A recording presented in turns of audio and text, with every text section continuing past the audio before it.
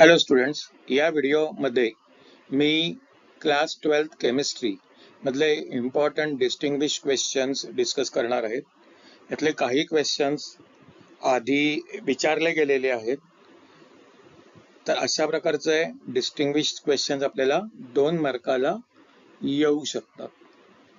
Hello students, तुमच्या स्क्रीनवर तुम्हाला मोस्ट इम्पॉर्टंट डिस्टिंग्विश दिसतील chapter wise.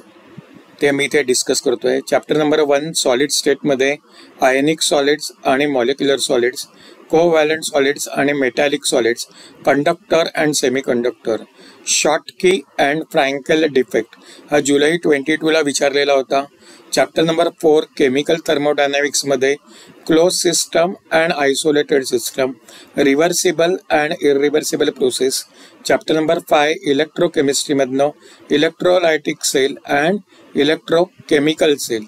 Chapter number 6 chemical कायनेटिक्समध्ये order and molecularity of the reaction. Chapter number 7 elements of groups 16, 17 and 18, rhombic sulfur and monoclinic sulfur.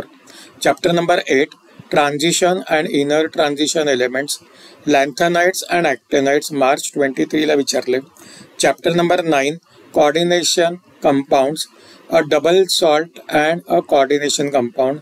Chapter number 10 halogen derivatives, SN1 and SN2 mechanism.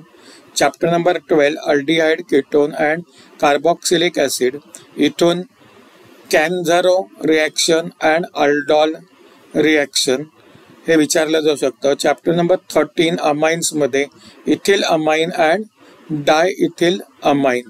तर या गोष्टी आपल्याला विचारल्या जाऊ शकतात, हे आपण लक्षात घ्यायला पाहिजे.